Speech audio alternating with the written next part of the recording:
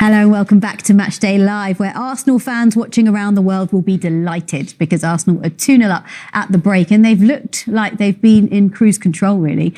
Let's get to the action straight away because there's plenty to talk about. Farah, talk us through Saka's goal in the 66th second.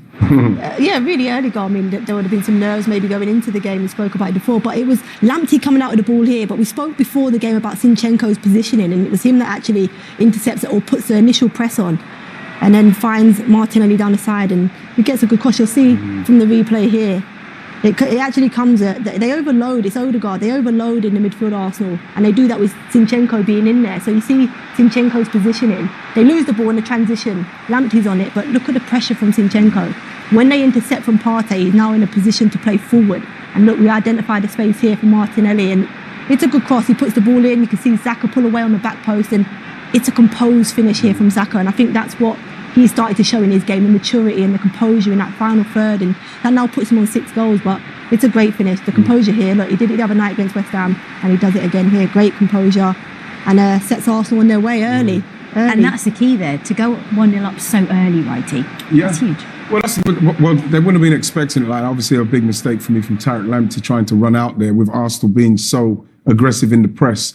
And then they've punished them, and since they've punished them, they've kind of been in control. There's been a couple of chances for Brighton to try and attack them, but we might see those. But in the main, it's been quite comfortable for Arsenal. So then let's look at Odegaard's goal to take it to 2-0. He's put in a real captain's performance, hasn't he? Well, this is what he does. He's a quality player. You know, it's a great ball in, and there's so many bodies in the way there. You know, the goalkeeper's feet. I think he's trying to say Gabriel impedes him or something. If no one impedes him there, he can't see it. It's coming through the bodies, and you know, what you got to do there is just hit it into the bodies, and it's not got no deflection. It's gone straight in. And to be honest, the way Arsenal are playing, they are very comfortable, and it's just a matter of time. They've just got to let Brighton come onto him now.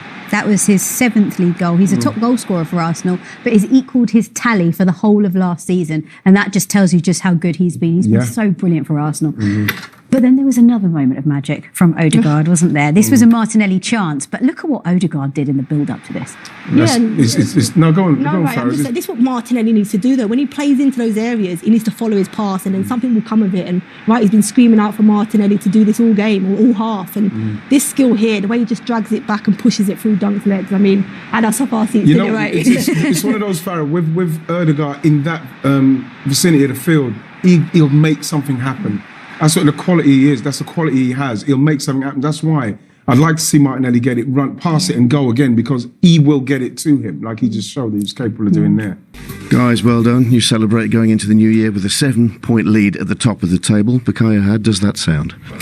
Sounds amazing. You know, of course, at the start of the season, if you asked us if we'd want this, we'd bat your hands off. So we're really happy. Martin, how much was it in your minds going into this game that opportunity was there after the Manchester City result? No, to be honest, as we said many times, we focus on ourselves. We don't care about the other teams. We came here, we wanted to get the 3 points, and that's all. We don't focus too much on the other teams, so we focus on ourselves. And 3 points was everything today, and we did it. They gave you perhaps a more anxious second half, Brighton, than you might have imagined at one point. Yeah, I think we need to control the game a little bit better. I think we let them into the game twice there, so but it's a difficult team to play against. Very good on the ball. Very good team, so it's difficult, but I think we can do better in some parts of the game, you know. Bukayo, you scored very, very early on. What emphasis was there today on a fast start? No, there was a big emphasis. You know, we know how hard it is to come here in recent seasons as well, and with the weather as well, it wasn't so easy. But you know, with that goal nice and early, it set us up. It's a great finish as well, because you had to control a ball that had taken a couple of deflections. Yeah, I couldn't believe it fell for me. So when it fell, I just had to show some composure and try and put it in the far corner, and I'm happy I did. Martin, you're on target again as well. Perhaps not the greatest goal you've ever scored, but the timing was crucial. I think it was a great goal. A great finish. Yeah. Another important goal, and happy to help the team, you know, with goals and assists, and that's what I want to do, you know, help the team as much as possible. So very happy to do that again. The 4th goal probably turned out to be perhaps more important than you thought at the time. Tell us about it, and more importantly, your part in it. Yeah, I just saw it was a lot of space in behind, and our wingers are so quick. So just to get the ball in the right space and put a good speed on the ball, and then it's not easy to stop Martinelli there. So it was a great goal. Bukayo, there is a long, long way to go in the season, we know. But what opportunity are you sensing here and now for Arsenal? As you said, it's a great opportunity we have, and it's a great place we've put ourselves in, but we're not focused on that right now. We just want to continue to focus on the next game because we know how good Newcastle have been playing, so that's our only focus right now. Guys, another big win today. Martin, you're also the player of the match. Bukayo, if you wouldn't mind doing the honours for us. Thank you. Well done, guys. Cool. Thanks, Greg. And well deserved at that, no? Absolutely, yeah. He's been fantastic all season. Martin Odegaard, and he's actually getting better as the season's going, as the games get more and more pressurised. He seems to be finding more space, doing more beautiful things. Like I say, at the moment, he's one of the best creative players in the league. So that coincides with everybody else playing well as well. Saka doing what he's doing, Eddie Nketiah coming in, Martinelli doing Partey. There's such a big emphasis on everybody doing well in different departments that it's coming together for Arsenal at the moment. So long may it continue. Absolutely. And in terms of Martin Odegaard, as a midfielder yourself, what do you admire most about him? You have I'm saying ordinary midfielders. You have midfielders that can win games for you, and that's what he is. He's a match winner. He finds those moments, and we've seen it in tight areas how he can just make something out of nothing. He finds passes. He sees them early. We've seen that in Martinelli's goal, how early he's seen and identified the space beyond for him to play that pass. Good midfielders or world-class midfielders find that, and he's playing like a world-class midfielder right now. He just finds them moments that win games for you. He's doing everything. He's scoring, he's linking, he's assisting, he's doing everything at the moment. He's really playing that captain's role brilliantly. Is it quite difficult as an Arsenal fan to keep your feet on the ground? Yeah. I've been trying to pin Wright down. I know. It is. It is because there's a lot of people who don't get me wrong, Seaman, there's people waiting for Arsenal to slip up. Yeah. Of course they are, because they're thinking, this won't last. At the moment, they're going with the momentum. Listen to the guys, they're sounding so professional. They're just taking the next game as it comes. And that's all we should do as fans. But don't stop the joy. No. You know what I mean? You've got to enjoy the journey. You've got to enjoy you've got to enjoy the moment. People always want to be the celebration police. Enjoy the moment, because this is the time to enjoy it. When your team's winning. I think you can see that with them. I think you see that in the interviews, you see that at the end of the game, how they are with each other. But I think it was important what Odegaard said there is that they're focused on winning their game. They would have known that Manchester City had dropped some points. They would have known that Newcastle, but before that, they were going in this game to get 3 points. That's a bonus for them. What they're going in, their focus is to get the 3 points from each game. Mm-hmm. I think that's what the shift is from last year. They probably focus on other people around them. This year, it's solely us, our supporters, and what we can keep control of. And that's the thing with the supporters. I want the supporters to enjoy it while it's happening. Yeah. There's too many people waiting for it to go wrong. Enjoy the moment. Absolutely. And we all know, we've mentioned it a few times, that this is, of course, Arsenal's best ever Premier League start. But let's have a look at how it compares with other teams that have also had good starts. And there you go. They're not top of the list there, but look at what the teams above them have done with 46 points, and they've gone on to finish first. And that's just to get you even more excited, Wrighty. Yeah. Without trying to get you excited. It goes back a long way. Look, Tottenham, 61. Look. It's a long time. It but is. But at the same time, mate, it doesn't. There's a little smile on his face. Yeah, it doesn't mean anything. You don't want to be seeing stuff like that, because at the end of the day, there's a lot of season. There's a lot of season left. There's a lot of season left. There is. You know what? 7 points sounds like a lot. We spoke about it exactly. before. It's not much. They've got to play Manchester City twice. They've still got Newcastle. So teams around them, Arsenal's still going to face. But as you say, you've got to enjoy these moments, because they are in tremendous form, and collectively, and I'm talking from out to in terms of their fans, management, staff, players, they just seem collectively together. And when you've got a group of players that are buying into one thing, at the end of it normally becomes success. Yeah, that's dangerous. Well, let's look back at the match, shall we? But let's start with the second half. And it started well for them, didn't it? Yeah, it did start well for them, because you're thinking, Brighton will be feeling, they probably had a talk in there, what they're going to do and what they're going to try and do. So to concede a goal this early in the second half, it's not ideal. When you look at where it came from, from Thomas Partey, I don't see too much urgency from the Brighton guys trying to get back. It's not like Arsenal are blasting forward. There's not enough hard work there for me from the Brighton players to get back. And it's still, you've got a one-on-one situation over there. Eddie Nketiah's movement's fantastic there. He keeps on the move when the shot's in, and they just beat Lewis Dunk to the punch there. But that, again, is what you need. And I'm sure when Brighton look back at that, they'll realise They just weren't quite concentrating enough. Started the game and started at half time, and they got punished on both occasions. Yeah, early on in both halves, right? But then Brighton did manage to find the back of the net by Matoma, who was particularly impressive. Was he not, Farah? Yeah, he was really good down his left-hand side for Brighton. It was a really composed finish, marginally, kept himself on side here. But it was the movement of the second striker there that just opened up the gap between the defenders. And you can see the centre-halves come out. I think Saliba's come out there. And then, as you say, Matoma was just free, just here. He's just on side. But it's the way he just cushions it there, puts it into his path and passes it into the back of the net. It's a really good finish. But I think their movement, Whitey, in the second half was better, which opened up the When defenders. you looked as well, Farah, when you looked at where they picked that ball up from, Arsenal were closing them in the first half. They didn't have that much time on the ball to play it through like that. And we saw it again where, they got it just that bit of time. And again, they just haven't got quite enough people in the box, just to finish off, because a couple of times Arsenal kind of lacked a little bit of concentration. But this is the goal. You've got to be tighter on Odegaard than that. Especially when you've got somebody with the pace of Martinelli.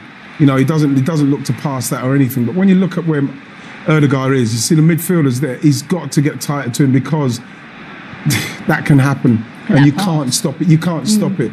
So you've got to be tighter on someone like him, because he will find a pass like that. People say, well, there's so much space to pass it into. Not if you're tight on him, because you've got to realise that he's dangerous in every aspect of the game when he's got that kind of time and space. Absolutely brilliant ball there, right? Fantastic ball into space. The pass from Xhaka into him, the weight of it into Odegaard allows him to play that first time pass, but he sees it. This is what we was talking about, where Arsenal centre half just got a little stretch at times, and they was able to have runs. I think it's Ferguson here. He just runs between the middle of the centre halves, and they got caught a couple of times here, Arsenal. I think Saliba here just switches off. I think he tried to allow the ball to roll across him, made a slight mistake, and Ferguson sniffs danger here, and it was really, again, another composed finish from Brighton. It's very, very seldom you see a mistake from Saliba. But the thing with that, again, is that for me, Arsenal concentration there, they've got to go tighter. Can't give Lewis Dunk that time to play a ball like that, especially if you're going to have somebody running off like Ferguson did and ran so well and no one's picking him up. Obviously, it's a mistake from William Saliba, but at the same time, Arsenal kind of just lacked a little bit of concentration in closing down the spaces. And is that all about game management at that point? I think so, yeah, because obviously they were comfortable in the game. So you're feeling like, oh, this is going really well. And that's all it takes sometimes, a little lapse in concentration, and then bam, they score. And you can see how they came towards the end there. Well, it's been another incredible night for that man there, Mikel Arteta.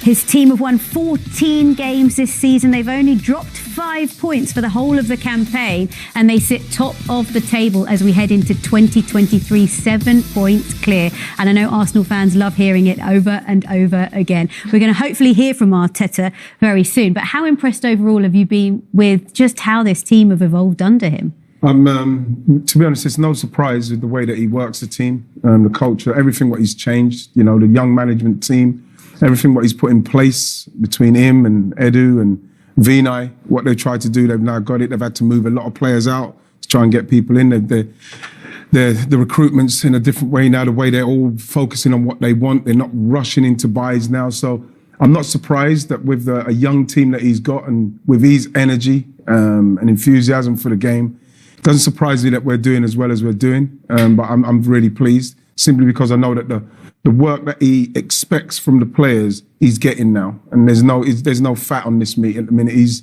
Everybody's pulling their weight. And this time last year, Arsenal were 15 points behind Manchester City. Now they are 7 points clear of them at the top of the table. Let's hear from the Gunners boss. Here he is, Mikel Arteta.